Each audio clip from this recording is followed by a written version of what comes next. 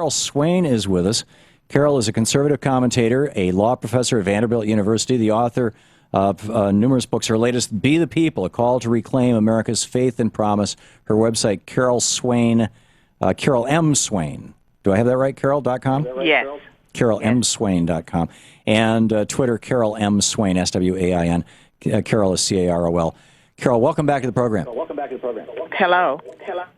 Boy, there's a funny echo in there someplace. I don't know if that's something that Jacob can take out. But tell me, in Texas, they have this abstinence-only curriculum, and the result has been that they rank 5th in the nation in teen pregnancy, 4th in the nation in rates of syphilis among teens, and 3rd in the nation in terms of young people infected with HIV. Isn't it time to do away with the abstinence-only sex education and actually start teaching kids about what happens if you have sex beyond just, scary stuff?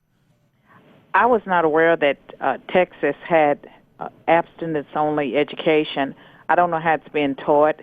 If it's being taught by, 96% of the school districts have abstinence-only education in the state of Texas. My position is I'm in favor of abstinence being taught along with regular sex education, because abstinence is the only form of sex prevention that's 100% protection against pregnancy when it's applied. But it's not for every person. And I think that parents that want to teach their children that and have it reinforced in the schools, and there may be some young people that have never heard of that as an option, it would be good to expose them to that. But surely they do need education about sexually transmitted diseases, about incest, about all the dangers that young people face. Pregnancy among them? Well, I'm thinking about from teachers and child molesters and troop leaders and all of these other but pregnancy for a 13, 14, 15-year-old, pregnancy is a very serious medical condition. Yes, and do you know something, too, that when we sexualize our children too young and give them information that they're not necessarily ready for, by leading them to feel that they can experiment with sex, and if they use sex education, they'll be fine, teenagers have a high failure rate when it comes to use of condoms and birth control. And so it would be better if we had an educational system that tried to discourage them from experimenting. Well, I don't think anybody, Carol, any rational person would argue that sex education should not include a strong argument that, wait as long as you can and to have sex, and perhaps even until the day that you're married, if that's your particular moral or religious belief.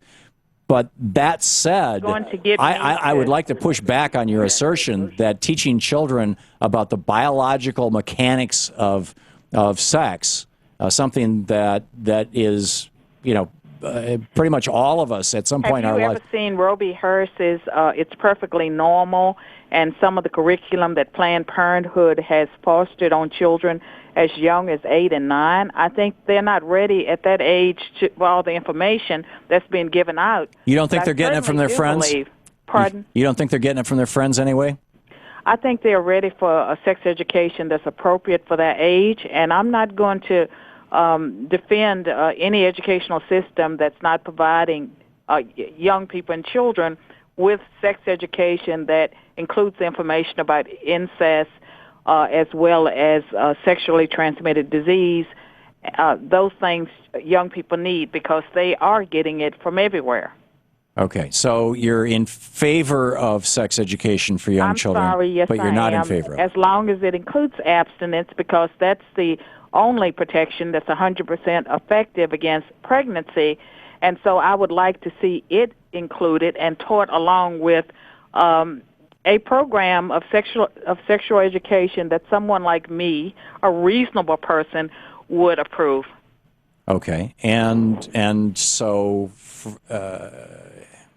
So I'm saying that maybe here's my curiosity. Revisit the issue. Yeah, I don't think that I'm unusual in this. I probably became aware of sex around 7, 8 years old. I think that's probably when kids at least boys start noticing that something's going on, see a friend's dad's Playboy magazine or, that kind of thing.